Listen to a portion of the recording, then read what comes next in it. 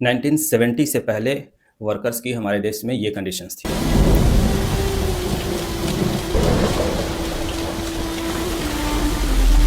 भैया काम बंद करवा दीजिए, अंदर पानी भर रहा है।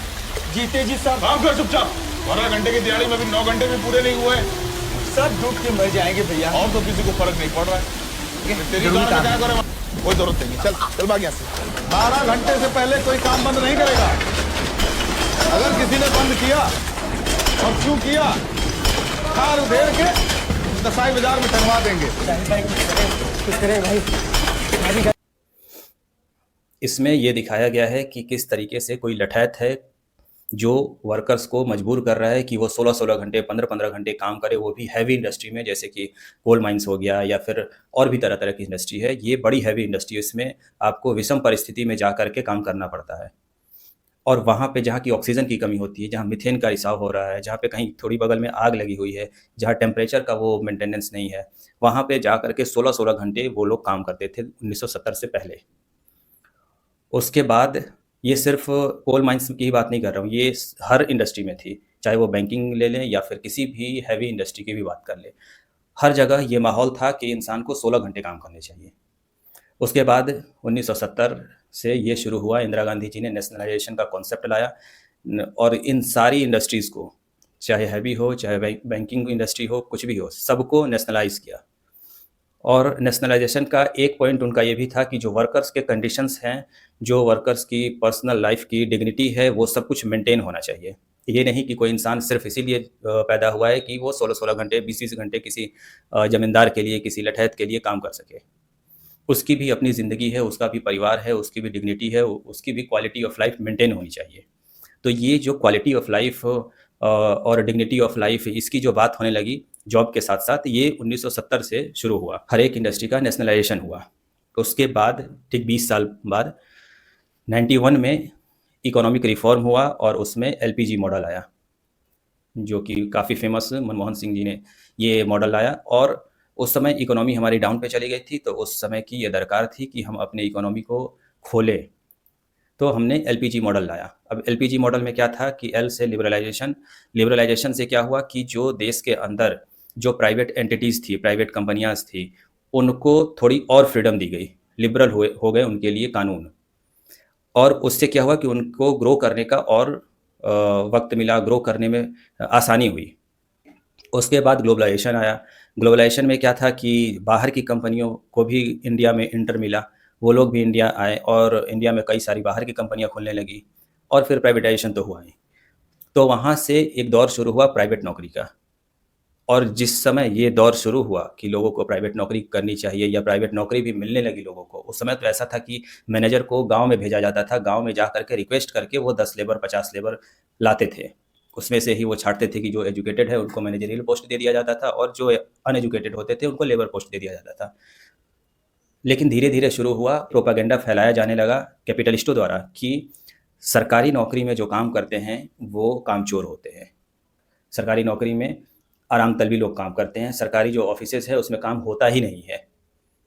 और ये क्यों प्रोपागेंडा फैलाया गया? क्योंकि जो कैपिटलिस्ट थे उनको लेबर ढूंढने में मुश्किल हो रही थी, तो वो मुश्किल को आसान करने के लिए एक माहौल क्रिएट किया गया कि यूथ के बीच ये भी माहौल है कि नहीं, हम कर्मठ यूथ हैं, हम देश के लिए कुछ करेंगे, तो प्राइवेट नौकरी करो, क्योंकि सरकारी नौकरी करोगे तो तुम कामचोर हो। और ये जो प्रोपागेंडा इस कदर फैलाया गया कि ये प्रोपागेंडा आज तक चल रहा है। आज तो एक और नया प्रोपागेंडा अब के समय में ऐड कर दिया गया है कि आप नौकरी नहीं कर रहे तो आप सच में नल्ले हो, आप कुछ जानते ही नहीं हो, स्किल्ड ही नहीं हो, इसलिए नौकरी नहीं कर रहे हो, आपको कुछ आता ही नहीं हो, आपको कुछ आता ही नहीं है। मतलब इनको ये भी नहीं समझ आता कि पीएचडी, आईआईटी से पीएचडी किया हुआ बंदा, एनआईटी से पीएचडी किया हुआ बंदा, डीयू से पीएचडी किया हुआ बंदा चुपचाप ऐसे ही बैठा है जॉब की तलाश में, या कहीं 30,000 पे काम कर रहा है प्रोफेसर बन के और पता नहीं क्या उससे क्या क्या काम करवा रहे हैं, और आप कह रहे हो कि उसके पास स्किल ही नहीं है। तो ये जो प्रोपेगेंडा है इसे मैं बड़ा क्लोजली वॉच कर रहा हूँ और देख रहा हूँ कि किस तरीके से ये कैपिटलिस्ट लोग अपने जाल में फंसने की कोशिश कर रहे हैं। क्योंकि जो गवर्नमेंट का, सेंट्रल गवर्नमेंट का खुद का जो रिपोर्ट है उसमें ये कहा जा रहा है कि 10 लाख वैकेंट सीट है गवर्नमेंट, सेंट्रल गवर्नमेंट के पास। तो जब सरकारी नौकरी की डिमांड होती है यूथ द्वारा कि ये सरकार सरकारी नौकरी दे नहीं रही है या फिर दे भी रही है तो कॉन्ट्रैक्चुअल बेसिस पे दे रही है, तो उसमें ये नहीं कहती है कि 3 करोड़ लोगों को सरकारी नौकरी दे दो। उसमें ये कहती है कि जो वैकेंट सीटें हैं कम से कम उसको तो भर लो, उतनी तो जॉइनिंग दे लो। जो एग्ज़ाम्स आप ले रहे हो वो एग्ज़ाम तो सही से कंडक्ट करा लो। ऐसा कैसे हो सकता है कि 6 साल 7 साल तक एक एग्ज़ाम नहीं कंडक्ट हो पा रहा है आपसे और इलेक्शन का तो रिज़ल्ट तुरंत आ जाता है। तुरंत आप रात में 8 बजे आपकी नींद खुलती है, कहते हो कि नोट बंद बंद करो सारे, और वो सब कुछ हो जाता है सही से। सारी एजेंसियाँ सही से काम करने लगती हैं। लेकिन जब नौकरी देने की बात हो तो वही एजेंसियाँ काम नहीं करती और फिर आप ब्लेम लगाते हैं कि जो पिछले के जो सरकारें हैं ना, वो उन्होंने इतना ज़्यादा करप्शन कर लिया कि अब उसको ख़त्म ही हम नहीं कर पा रहे हैं। तो इस प्रोपेगेंडा में ये जो कैपिटलिस्टों का प्रोपेगेंडा है उससे जनता को नॉर्मली बचना चाहिए। पर वही होता है कि प्रोपेगेंडा से समझदार लोग ही बच पाते हैं। जो मूर्ख होते हैं, जो गधे होते हैं, उनका उनमें फँसना ही है और वो उसमें फँस के ही अपने आप को महान प्रूफ कर पाते हैं। तो आप देखते होंगे कि कई जगह ये बातें चलती रहती है कि सरकारी नौकरी मुझे तो है, मैं तो कर रहा हूँ नौकरी, मुझे सरकारी नौकरी नहीं चाहिए, तुम्हारी नौकरी नहीं लगी इसका मतलब तुम नल्ले हो। तो सारे लोग 3 करोड़ लोग अचानक से नल्ले हो गए इस देश में। आप 10-10 लाख, एक एजेंसी के पास 10 लाख वैकेंट सीटें हैं, उनको मत भरो और फिर बाकी 10 लाख लोगों को, उसके पीछे 25 लाख लोगों को नल्ला बोल दो।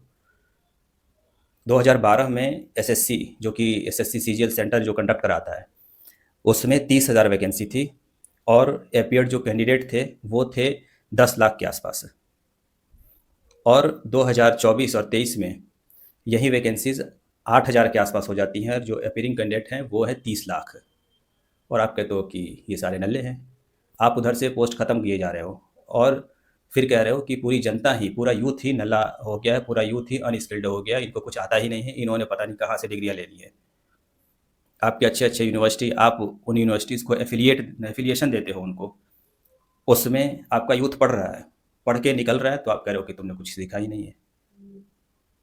तो कम से कम जब नौकरियों की बात होती है, सरकारी नौकरी की जब बात होती है, तो इस लेवल पे बात होती है कि जो रेशियो कम से कम पहले से मेंटेन है, उस रेशियो को तो मेंटेन करो। जब उसको कम करोगे, वो भी इस रफ्तार से कम करोगे कि जैसे 30,000 वैकेंसी तो 10 लाख अपीयरिंग कैंडिडेट है।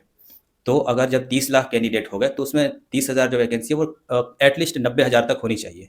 तो आपने उसको 8,000 कर दिया और फिर कह रहे हो कि हम मतलब नौकरी दे रहे हैं, उनको नहीं मिल रहा है जो नल्ले हैं।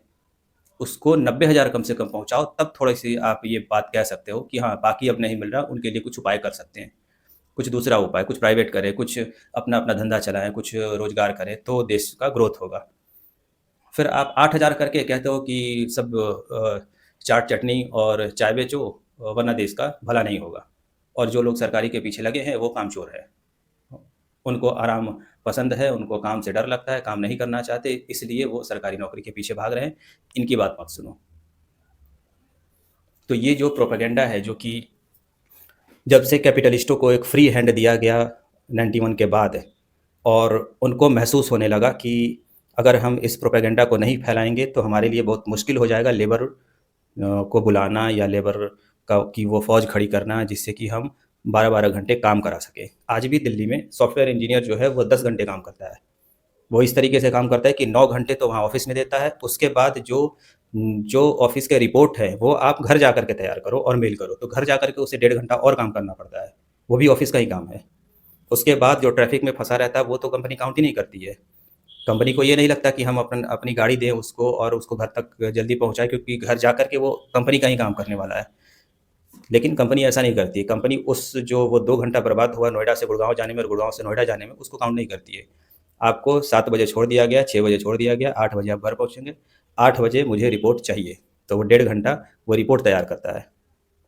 और ये ज़्यादा पुरानी बात नहीं है, अभी हमारे देश के बहुत ही सम्मानित, मैं तो उन्हें सम्मान नहीं देता, लेकिन हाँ, सम्मानित कैपिटलिस्ट हैं जिनका ये कहना है कि अमेरिका अमेरिका है क्योंकि वहाँ लोग 10-10 और 12-12 घंटे काम करते हैं, तो हमें भी 10-10 और 12-12 घंटे काम करना चाहिए। उनसे ज़रा कोई ये पूछे कि आप जो 8 घंटे और 9 घंटे जो काम कराते हो, उनकी सैलरी क्या देते हो? वो कंपनी ऐसी है कि यूथ को, नए-नए यूथ को कॉलेज से उठाकर ले जाती है और 21-22 हज़ार पे खटाती रहती है। वो 2-2 साल, 3-3 साल खटाती है। वो कंपनी फ़ेमस ही इसीलिए है कि मजबूरी में यूथ जाते हैं कि एक्सपीरियंस हो जाए, तब फिर हम उस कंपनी को छोड़ देंगे। पैसे के लिए नहीं जाते, एक्सपीरियंस गेन करने के लिए जाते हैं। और वो कंपनी का मालिक जो कि करोड़ों कमा के अरबों कमा करके यूके के प्राइम मिनिस्टर के साथ उसके रिलेशंस है, और वो कह रहा है कि हमें 12-12 घंटे काम करना चाहिए, और लोग इसमें खुश हो रहे हैं कि वाह वाह क्या प्रोग्रेसिव सोच है, वाह वाह। सारी जो क्वालिटी ऑफ लाइफ की बातें थी, डिग्निटी ऑफ लाइफ की बातें थी, वर्किंग आवर की बातें होती थी, जो कि नई नई बातें हैं। काफ़ी यूरोपियन कंट्रीज़ में ये बातें और चल रही हैं कि भाई वर्किंग आवर को अब 6 आवर कर दिया जाएगा 8 के बजाय, क्योंकि प्रेशर ज़्यादा पड़ रहा है वर्कर पे।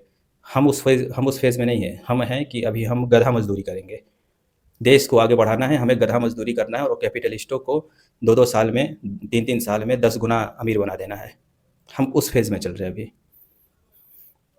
तो मेरा यही सजेशन है कि जब भी माइक पे कोई ऐसा बंदा आए जो ये कहे कि तुम नल्ले हो इसलिए तुम्हें नौकरी नहीं मिल रही, तो उसे दम भर सुनाओ, उसे पीट दो, उसे एक थप्पड़ मारो और बोलो कि जाओ अपने घर जाओ।